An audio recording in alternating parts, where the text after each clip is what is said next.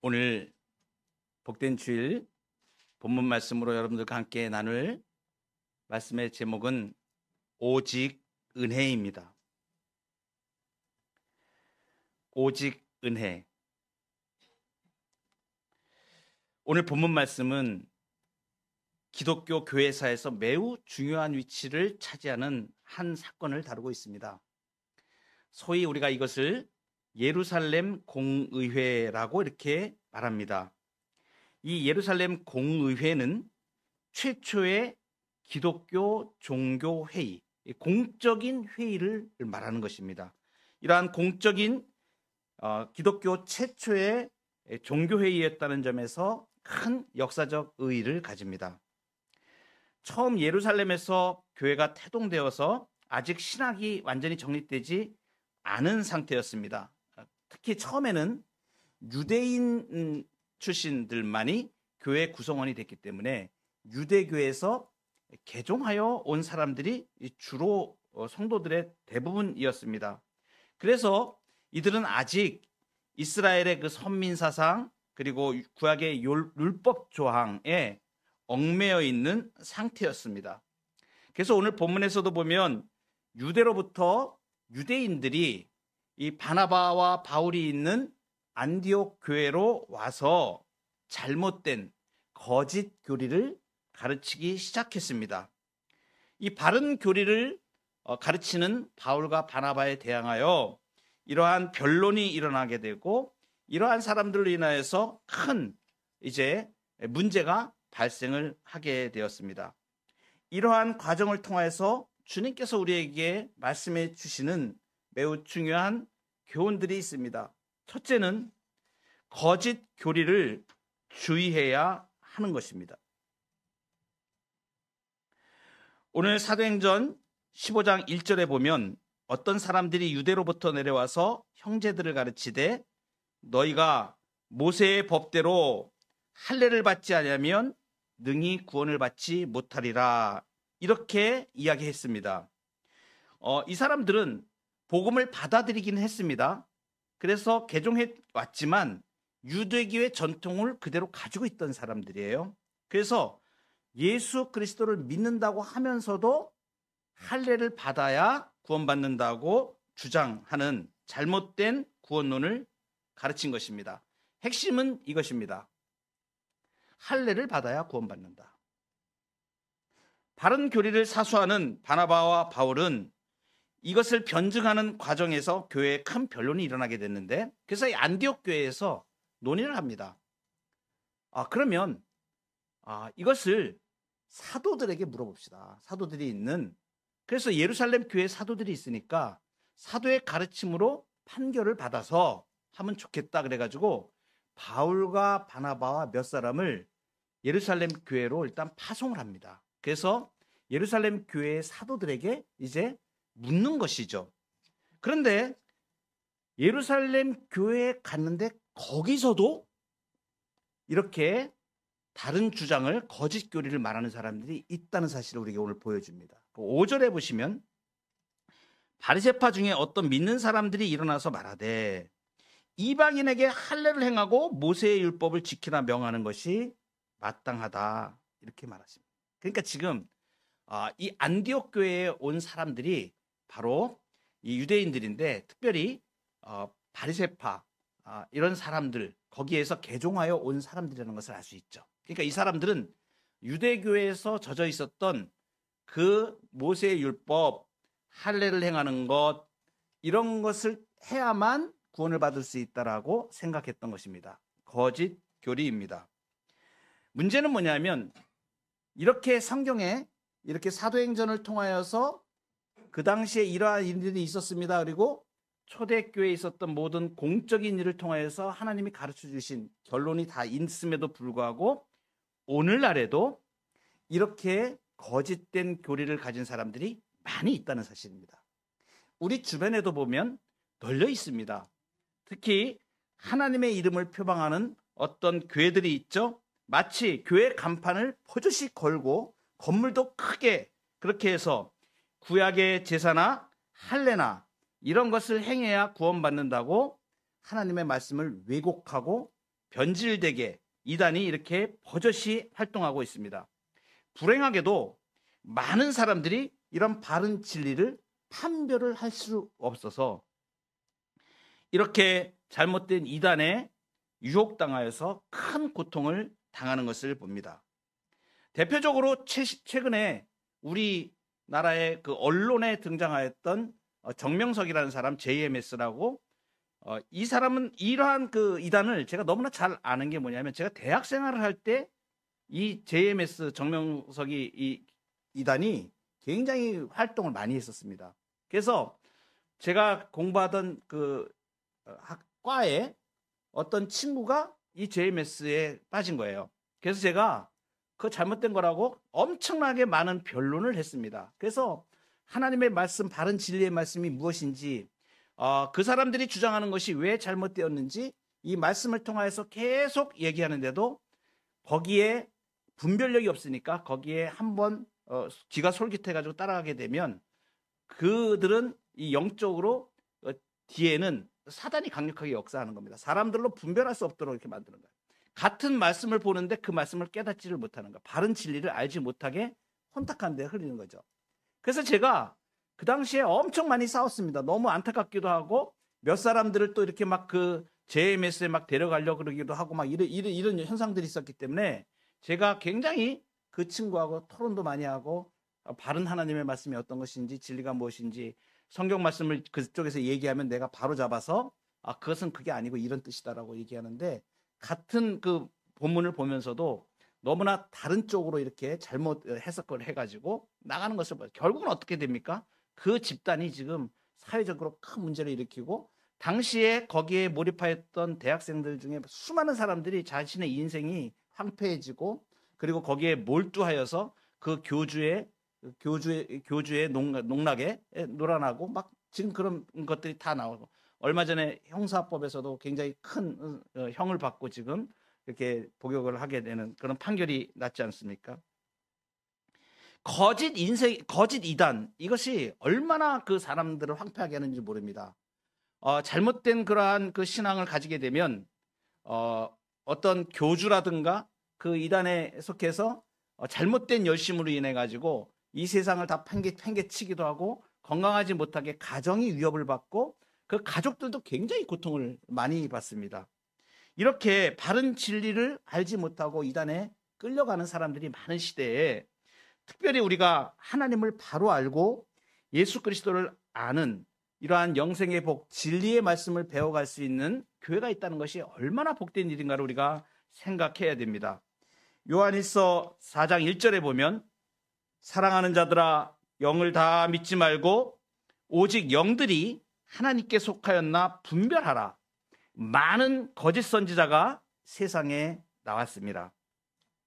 그래서 우리 교회에서 진리를 가르치는 모든 우리 양육의 프로그램들, 비전 아카데미, 또 주일날 우리 복된 말씀으로 또 우리 젊은이들이 배워나가는 이러한 진리의 말씀들, 성경의 말씀을 축약하여서 성경 말씀 그대로를 가르치는 이 말씀을 통하여서 우리가 성경 말씀에 계시하여 주신 하나님을 바로 알고 예수 그리스도를 반호하는 복된 은혜 가운데 우리가 거하게 되는 것입니다. 그래서 거짓 교리를 분별하여 교회에서 그것들을 뿌리 뽑고 그리고 우리가 믿음과 진리 가운데 온전히 바로 서가는 일이 매우 중요함을 오늘 영적인 교훈으로 우리에게 말씀해 주십니다. 그러면서 동시에 우리에게 주신 오늘 이 문제가 일어났던 안디옥 교회에 도전되었던 할례를 받아야 구원을 받는다. 이런 유대인들의 주장이 무엇이 잘못됐고 그리고 그러한 것들이 잘못된 부분들을 말씀을 통하여서 분명하게 밝히는 과정을 통하여 우리가 믿음이 더 확실해지는 것이죠. 그래서 두 번째로 우리가 생각해 볼 문제는 구약 신자들의 구원에 관하여입니다. 신약의 신자들은 우리가 얘기하는 대로 예수 그리스도께서 이 땅에 오시고 그리고 십자가에 죽으시고 부활하셨습니다. 승천하셨습니다. 이 예수 그리스도를 우리가 믿고 구원을 받습니다. 그러면 예수님이 오시기 전에 구약에 있던 신자들은 어떻게 구원을 받을 수 있었는가? 이런 문제가 제기가 되는 겁니다. 바로 이 부분에서 유대인들이 오해를 하였던 것입니다. 할례가 무엇인가? 할례를 받아야 구원을 받는다, 이 사람들이 이렇게 생각을 했는데, 할례뿐만이 아니라 뭐 제사 제도라든가 구약에 분명히 나와 있죠. 출애굽기나 레위기에 제사를 드리라고 이렇게 나와 있는데, 이런 것들, 그다음에 그 당시에는 출애굽 광야 생활을 할 때에는 성막을 만들고 또 성전을 만들고 이러한 제도가 있었고 또 절기들이 있었고 그렇습니다. 제가 이 부분을 말씀을 준비하면서 최근에 우리가 요한계시록을 주일 저녁에 강의를 하고 나가고 있는데, 오늘날 많은 그리스도인들이 성경의 많은 부분들을 잘 모르고 있는 부분이 너무 많아서 그 중에서 어렵다고 하는, 구약에서 어렵다고 하는 레위기 같은 경우에는 정말로 구원의 진리가 엄청나게 보석같이 들어있는 성경이 바로 레위기입니다.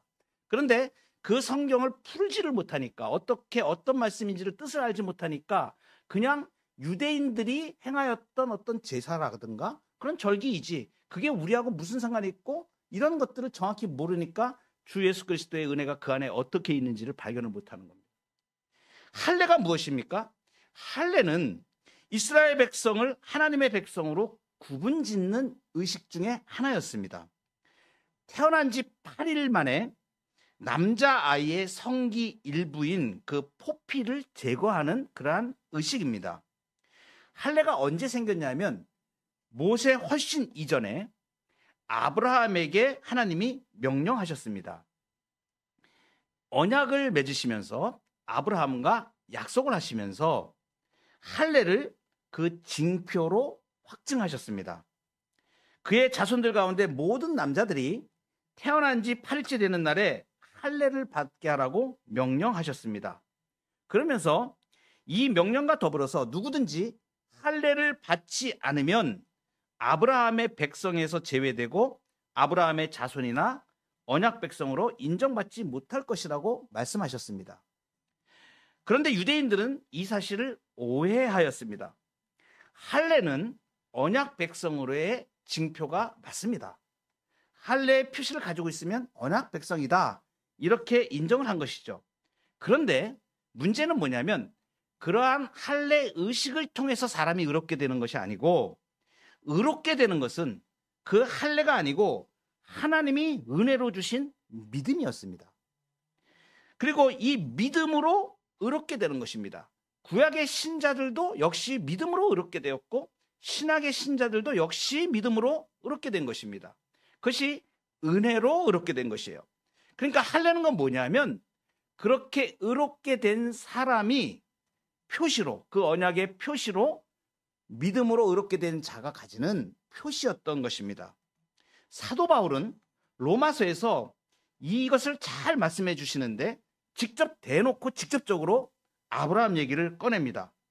아브라함이 의롭게 된 것, 죄의 용서를 받고 쉽게 말하면 구원받은 것, 이것이 할례 때문이냐? 아니다라고 말하죠.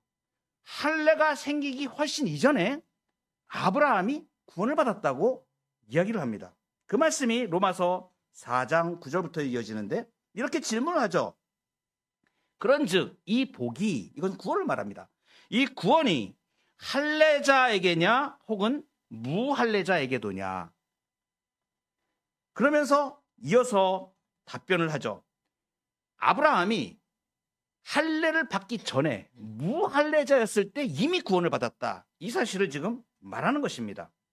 그래서 로마서 4장 10절에서 그런즉 그것이 어떻게 여겨졌느냐? 할례시냐 무할례시냐?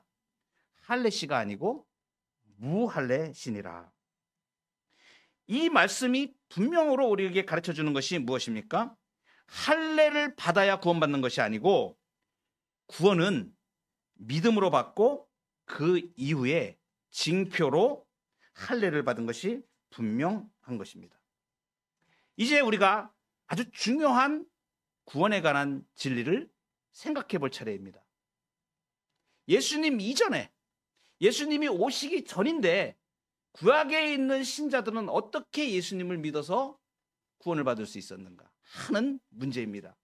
이것은 우리의 구원의 진리에서 매우 중요한 문제입니다. 생각을 해보십시오. 예수님이 아직 오시기 전입니다. 오지도 않았습니다. 그런데 아담부터 예수님 오시기까지 이 사람들은 예수님을 어떻게 믿을 수 있었는가 하는 부분입니다. 이것이 우리의 구원의 진리에 구약의 신자들이나 신약의 신자들이나 모두가 예수 그리스도를 믿었다고 하는 굉장히 중요한 근거가 되는 말씀입니다. 예수님이 오시지 않은 구약 시대에는 그 예수님이 오신다는 실체를 약속, 예언, 그리고 제사, 할례, 그 다음에 절기, 유월절 이런 것들을 통하여서 예표하였습니다. 이것을 우리가 모형이라고 합니다. 그림자라고 합니다. 그림자는 실체가 없으면 그림자가 없습니다. 그러니까 그림자라고 모형으로 주신 것은 뭐냐면 예수 그리스도가 오실 예수 그리스도를 실체로 하여 하나님이 약속하신 것입니다. 쉽게 말씀드리면 이런 것입니다. 하나님이 구약에 모든 백성들의 구약 백성들에게 제사를 드리도록 했습니다. 그래서 레위기에 보면 여러 가지 제사들 5가지 제사가 나옵니다. 번제, 속죄제, 속건제, 화목제 쭉 나오죠. 그래 제사를 드릴 때 동물로 제사를 드립니다. 무엇입니까? 동물로 제사 드리면 그 제사하는 그 행위가 구원을 주는가? 그렇지 않습니다.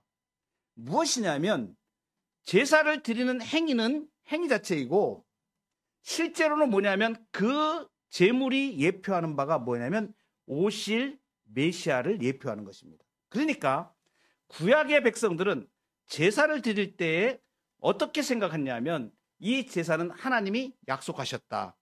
내 죄를 속하실 메시아를 보내셔서 그 실체인 메시아가 오시기 전까지 이러한 형태로 메시아를 바라보며 그 메시아를 통하여서 예수 그리스도를 믿는 믿음으로 구원을 받게 하셨다고 믿은 것입니다.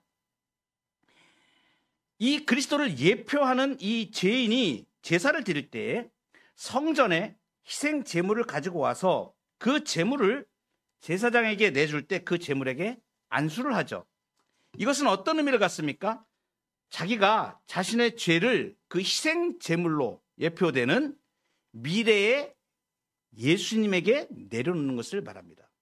여러분, 그래서 이것이 어떤 믿음이냐면 하나님이 예수 그리스도라는 실체를 가지고 백성들에게 약속을 하셨죠. 그림자로 이렇게 동물 제사로 제사를 드릴 때에 실제는 하나님이 예수 그리스도의 오실 메시아의 대속으로 죄를 용서한다는 것을 당시의 사람들이 믿었다는 것을 말합니다. 그래서 믿음은 어디에 근거가 있냐면 하나님의 약속에 근거가 있는 거예요. 매우 중요한 이야기입니다. 우리가 믿는 것이 어디에 근거하는가? 그것은 하나님이 약속에 근거하는 거예요. 구약의 백성들이 믿음으로 구원을 받았다고 하는 것은 어떠한 것을 의미하냐면 예수 그리스도를 통하여 구원받게 하신 그 하나님의 약속, 메시아를 보내서 구원하시겠다고 하는 그 약속을 구약의 백성들도 동일하게 믿은 것입니다.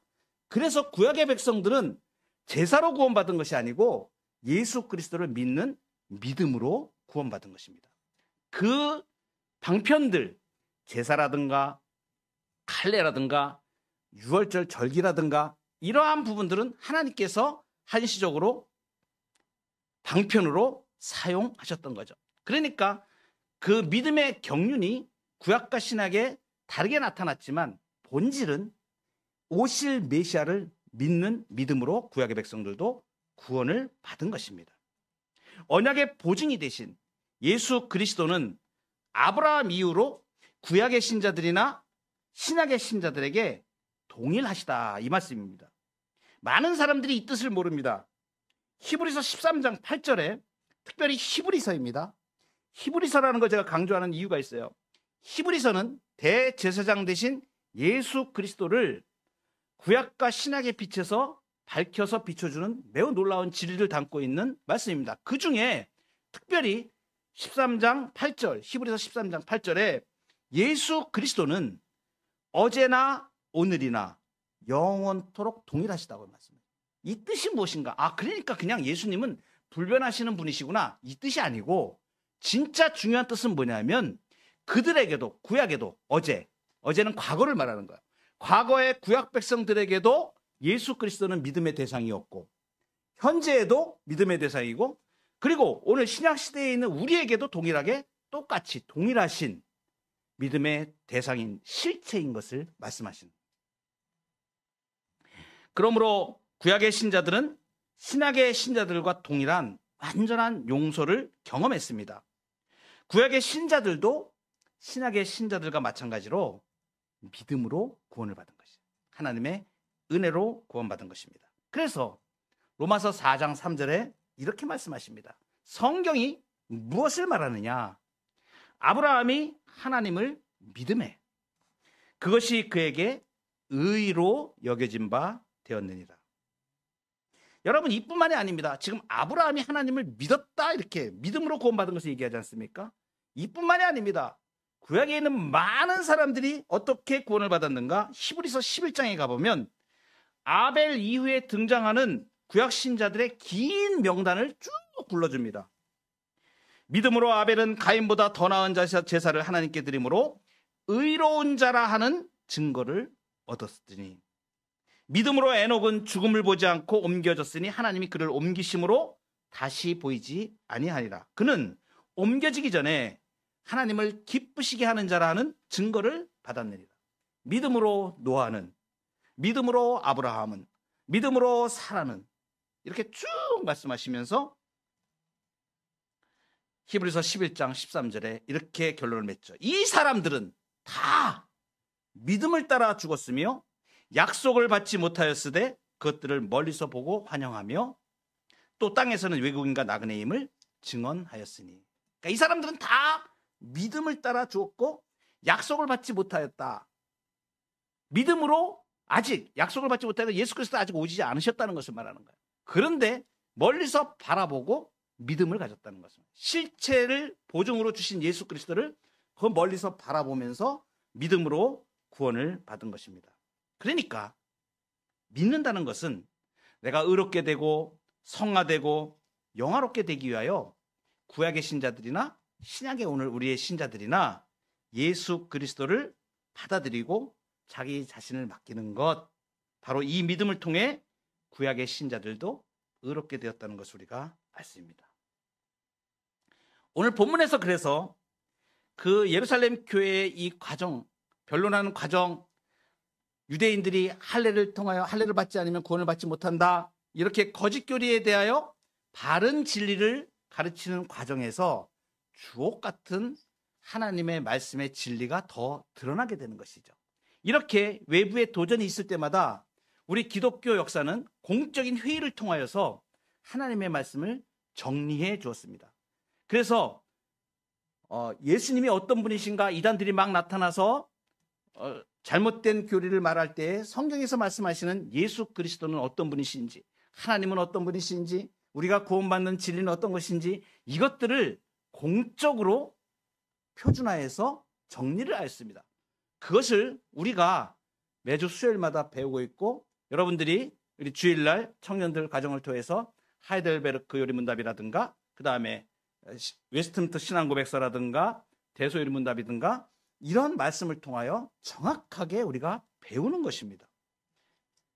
가장 중요한 것, 오늘 이 예루살렘 교회에서 베드로가 마지막에 일어나서 발언을 하면서, 야고보 전에 발언을 하면서 외친 말씀입니다. 오늘의 결론입니다. 오직 은혜로 구원받습니다.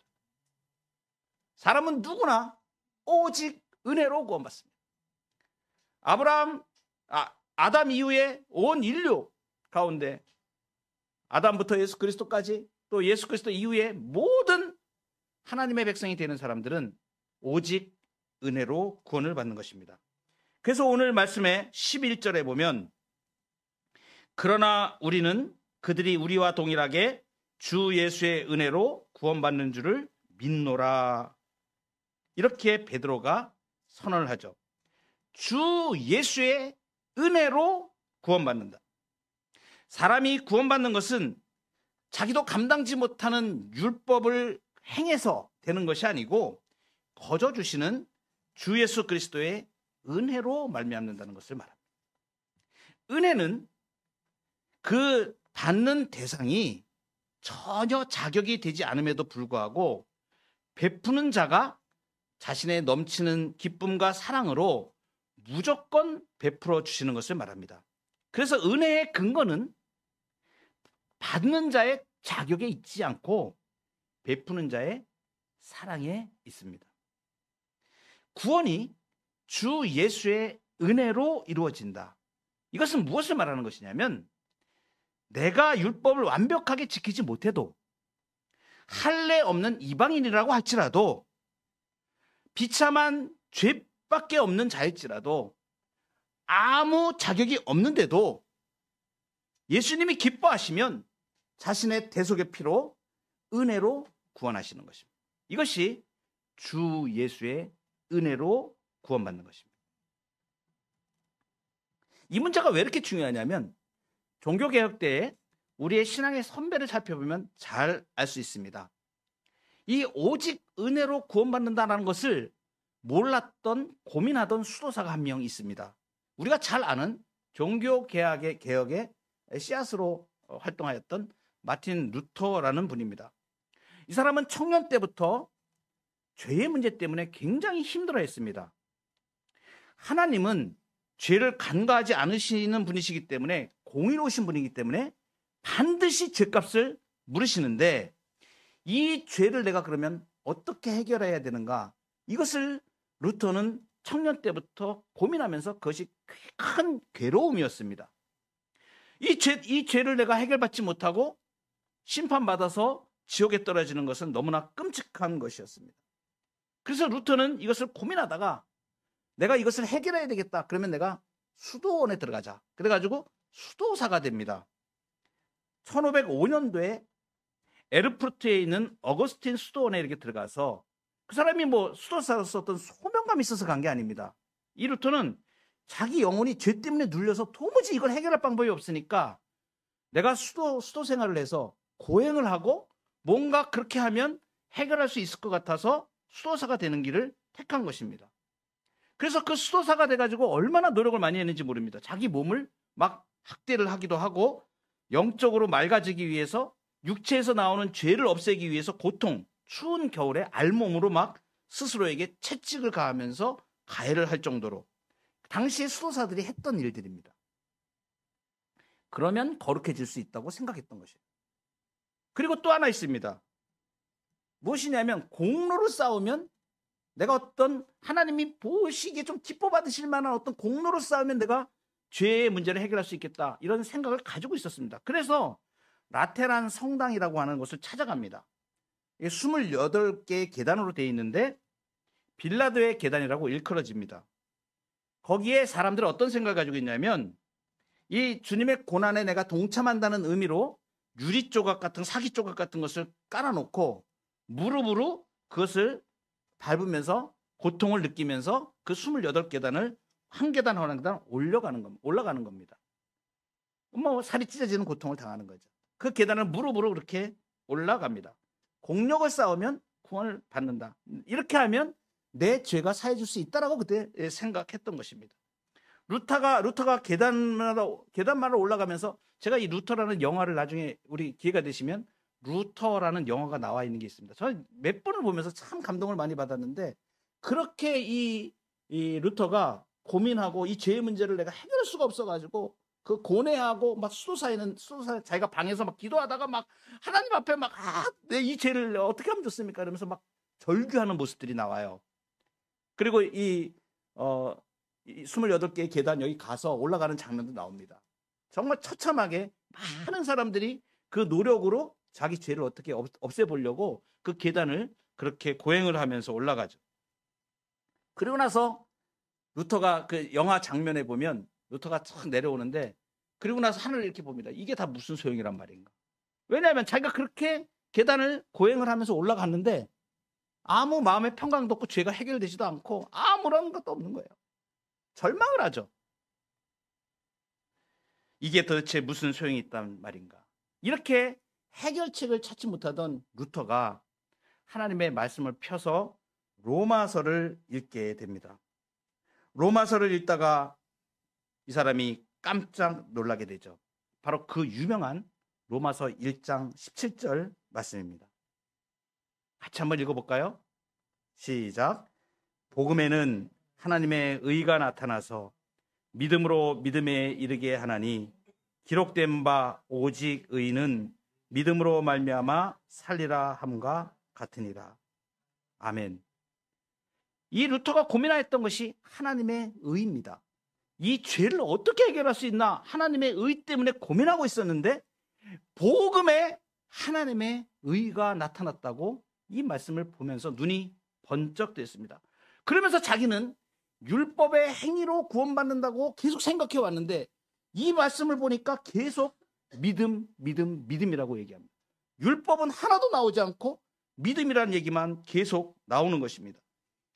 이 공의로우신 하나님이 그러면 믿음으로 이 하나님의 의 때문에 자기가 걸려 있었는데 선행과 행위와 거룩한 삶으로만 내가 구원받는다고 생각했었는데 루터가 이 말씀을 들으면서 도대체 이게 무슨 말씀인가? 로마서를 읽어가다가 그 이후에 3장에 나오는 말씀을 접하게 됩니다. 로마서 3장 21절 22절에 이제는 율법 외에 하나님의 한 의가 나타났으니 율법과 선지자들에게 증거를 받은 것이라. 곧 예수 그리스도를 믿음으로 말미암아 모든 믿는 자에게 미치는 하나님의 의인이 차별이 없느니라.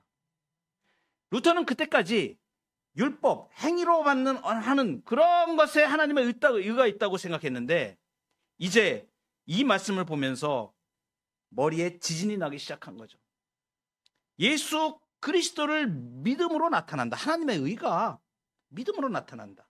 그러면서 이어지는 로마서 3장 24절을 읽으면서 루터는 지금까지 해결하지 못했던 천국의 문이 열립니다. 그리스도 예수 안에 있는 속량으로 말미암아 하나님의 은혜로 값없이 의롭다 하심을 얻은 자 되었느니라. 하나님의 은혜로 값없이 구원을 받는 것입니다. 오직 은혜로 구원받는 것입니다. 죄인된 인생을 불쌍히 여겨주시는 그 자비로우신 하나님, 그 사랑이 우리에게 은혜를 베풀어 구원을 선물로 주신 거예요. 그러니까 사람이 자기의 자유의지나 어떠한 공헌이나 자기의 노력이나 공로로 구원받는 게 아니고 오직 은혜로 구원받는 것입니다. 인간은 자꾸 자기의 작은 선행에 매달리려고 하죠. 하지만 하나님은 인간의 선행에 감동해서 인생을 구원하시지는 않습니다. 오직 우리가 다 측량할 수 없는 은혜, 그 은혜가 너무 커서 우리는 감히 가늠할 수도 없는 그렇게 큰 은혜, 그 은혜로 말미암아 우리가 구원의 자녀가 된 것입니다. 오직 예수 그리스도의 은혜로 구원받습니다. 이 진리가 우리 심령에 차고 넘쳐서 변함없이 그 예수님을 사랑하고 믿음의 삶을 이어가는 저와 여러분 되기를 소망합니다.